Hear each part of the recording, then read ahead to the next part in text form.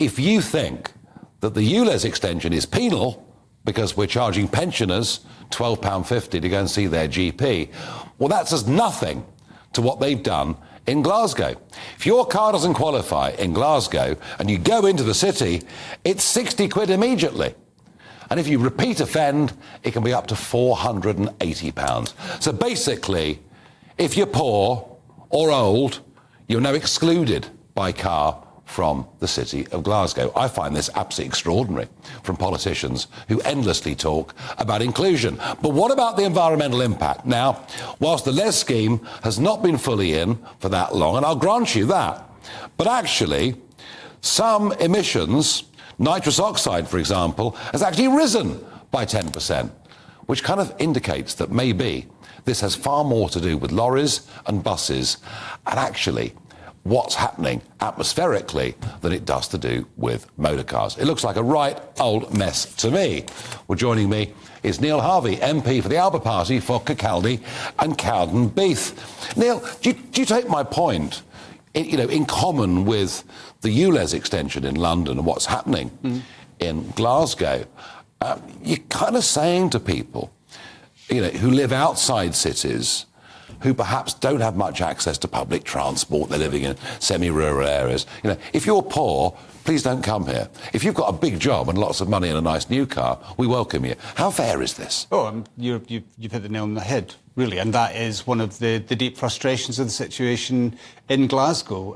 If you're going to introduce a new scheme, a project or whatever, whilst you have that clear objective in mind, it's really important to consider all of the adjacencies and consequential impacts that such a scheme might have, and to have some plan in place to make sure that those impacts are managed in an equitable way. And what we have in Glasgow is quite the opposite of that. We've got an ideologically driven scheme that has been forced on the city. It has driven very important charities, such as those who provide food to vulnerable and homeless people overnight, out of the city because their vehicles cannot be adapted to enter the city. These are charities that haven't got a huge bank balance to run off and buy a new fleet of electric vehicles. So it's not just those examples, but you're right. It is ordinary working people who are now excluded from the centre of their own city, and it's not just to do with work. It's also if you go out socialising in the evening with buses and train services terminating earlier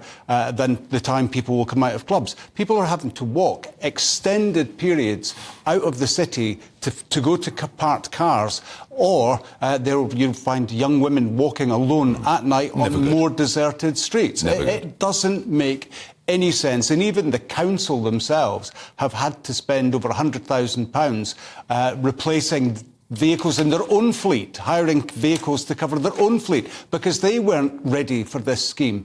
The fundamental problem with Glasgow is it's absolutist in its nature.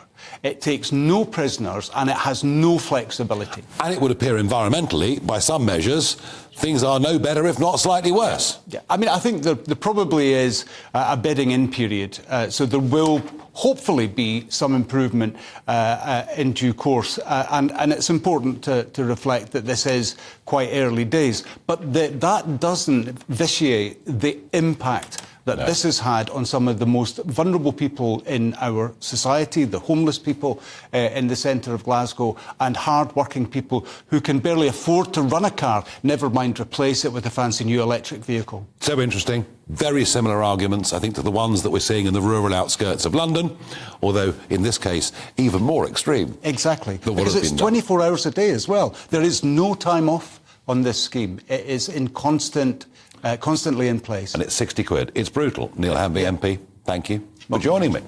Well, joining me down the line is Austin Sheridan, former SNP Glasgow City Councillor. And Austin, I understand that you were very much in favour of going in this direction with the low emission zone. But do you take this point that it does actually socially exclude those who in many cases are at the lower income scale in society? Well, what I would say, Nigel, is absolutely we need to make sure that the city centre belongs to everyone, not just those who can afford new cars. In terms of the scheme, although I am supportive of it, it has to be married up with some real investment in infrastructure, in particular transport. I mean, Glasgow has the largest suburban rail network outside London. We've got our Glasgow subway, which is due to get new rolling stock this year, and then there's projections over the next 30 years to be investing in a new Glasgow metro system to connect 1.5 million people. So really, I think it's focusing on that to make sure that people can access the city centre in an affordable way. What I do understand is that from a council perspective, what I've seen, I'm no longer a councillor, but from what I've seen how councillors are dealing with the city centre now is they are wanting to generally reduce cars getting into the city centre, period.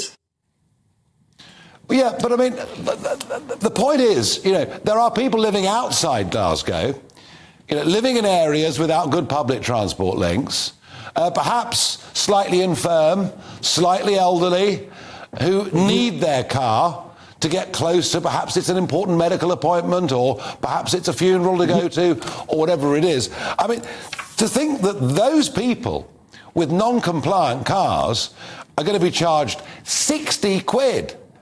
I mean, where's the equity in that? So anyone who's a blue badge holder, Nigel, they're exempt from the scheme. So anyone who does rely on their vehicle for mobility, etc., will be able to access the city centre. So there are flexibilities. Also, looking at some, with any scheme, Nigel, I think it would be wrong to say that these things shouldn't be reviewed. I know that there are some instances, maybe some sectors where they do have to maybe look at some other exemptions in order to make sure that services can be delivered. Absolutely, of course, we should be flexible. And when we come across, but we should say common sense, Nigel, right? If there's a common sense exclusion from the scheme, then the council should, of course, be open to that, and they should grant that common sense. Extension. The problem is, Nigel, you are creating. But there's a lot of common sense doesn't prevail in politics. You are creating a huge amount of bureaucracy. I put it to you that if we were really worried about emissions, rather than worrying about the age of motor cars, we'd look at the annual MOT test, and if a car passes the emissions test, it doesn't matter how old it is. Yeah, Nigel, as I say, that would be something that I would be open to looking at. But I think fundamentally, it's investment in our transport infrastructure. I mean, to introduce these schemes is all good and well, but it has to be married up with proper investment. And the problem is with some of these things that they get put in place, but we can't use that as a way to let politicians off the hook in terms of providing proper investment in our transport infrastructure. And for me personally, Nigel, that's what we should focus more on, so that it becomes logical to take public transport in our sector anyway, and there wouldn't be a great desire to take your car and to the centre of the city. And so if we invest in transport infrastructure, I think that would go a long way to helping people. Well, it may well, but I promise you'll never be able to move everybody around by public transport. But I thank you very much indeed.